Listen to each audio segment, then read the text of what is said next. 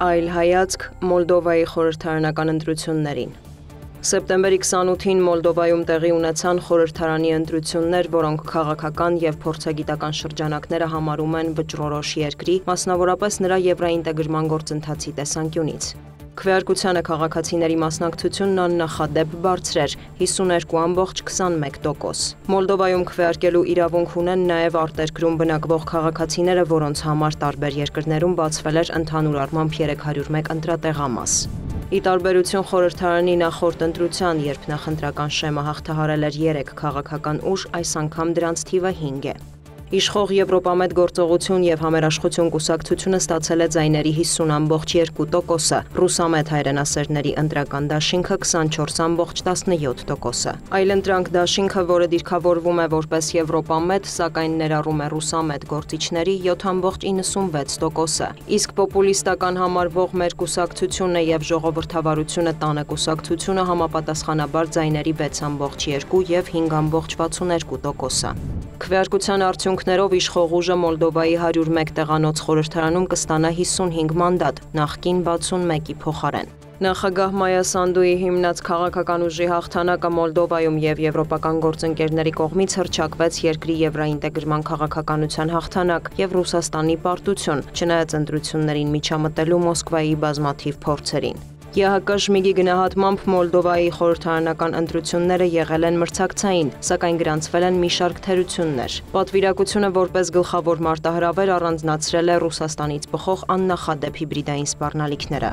Վերլուծելով Մոլդովայի ընտրական գործընթացները և դրանց արդյունքները ցանկալի է ուշադրություն դարձնել մի քանի գործոնի վրա։ Նախևառաջ քվեարկության այս արդյունքները հերթական անգամ արձանագրեցին, որ երկիրը շարունակում է մնալ պառակտված, իսկ ազգային լեզվական գործոններն ուղղակիորեն ազդում են քաղաքական նախասիրությունների վրա։ Մոլդովայում խորհրդարանական ընտրությունները ևս մեկ անգամ ընդգծեցին արտերկրում, մասնավորապես Եվրոպայում բնակվող քաղաքացիների կարևոր դերակատարումը երկրի եվրոպական վեկտորի հարցում։ 2024 թվականին նախագահական ընտրությունների և ԵՄ անդամակցության հարցով հանրաքվեի ընթացքում Մայա Սանդուին հաջողվեց հաջողություն գրանցել հենց արտերկրից ստացված քվեների շնորհիվ։ Այս անգամ ևս նրա հիմնած գործողություն և համերաշխություն կուսակցությունը արտերկրում գործող ընտրատեղամասերում ստացել է ձայների մոտ 78.5%, մինչդեռ բուն Մոլդովայում 44.1%։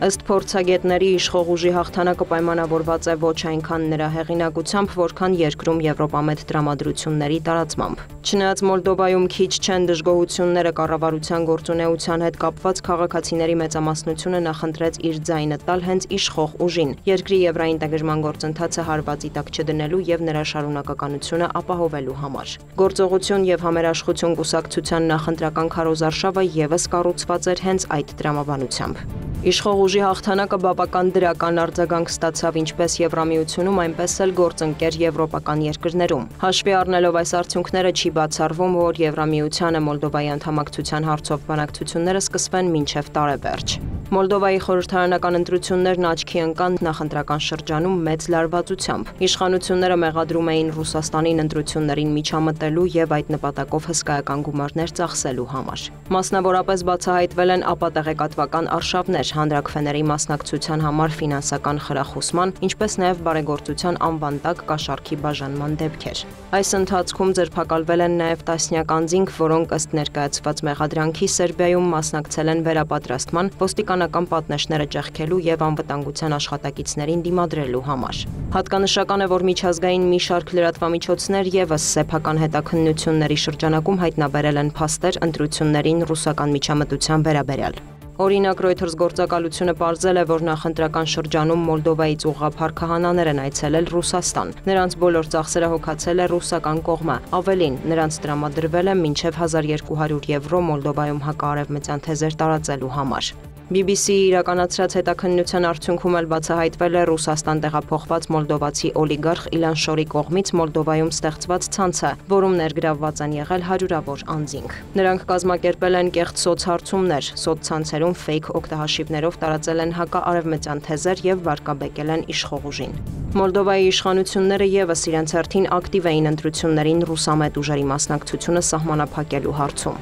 Ընտրություններից առաջ Մոլդովայի կենտրոնական ընտրական հանձնաժողովը երկու ընդդիմադիր կուսակցությունների արգելել է մասնակցել խորհրդարանի ընտրությանը անօրինական ֆինանսավորման կասկածանքով։ Մոլդովայի իշխանությունները պնդում են, որ այդ ուժերը սերտ կապեր ունեն Մոսկվայի հետ։ Փորձագետների կարծիքով այս գործողությունները ժողովրդավարական արժեքների տեսանկյունից ոչ միանշանակ են, իսկ ընտրական արդյունքների հասնելու առումով արդյունավետ։ Պաշտոնական Մոսկվան հերքում է Մոլդովայի ընտրություններին միջամտելու մեղադրանքները, ավելին Քիշնևին մեղադրում է սեփական քաղաքացիների ձայնը հաշվի չառնելու համար, նշելով, որ Ռուսաստանում, որտեղ առկա է մոլդովական մեծ համայնք, գործել է ընդամենը 2 ընտրատեղամաս։ Փորձագետների կարծիքով Մոլդովայում վերջին 2 տարվա ընտրական գործընթացները բավական լավ հնարավորություն են օտարերկրյա հիբրիդային հարձակումների ուսումնասիրման եւ դրանց հակազդման մեխանիզմների մշակման տեսանկյունից։ Դա վերաբերում է նաև Հայաստանին, հաշվի առնելով 2026 թվականի հունիսին նախատեսված խորհրդարանական ընտրությունները եւ հնարավոր հիբրիդային մարտահրավերները։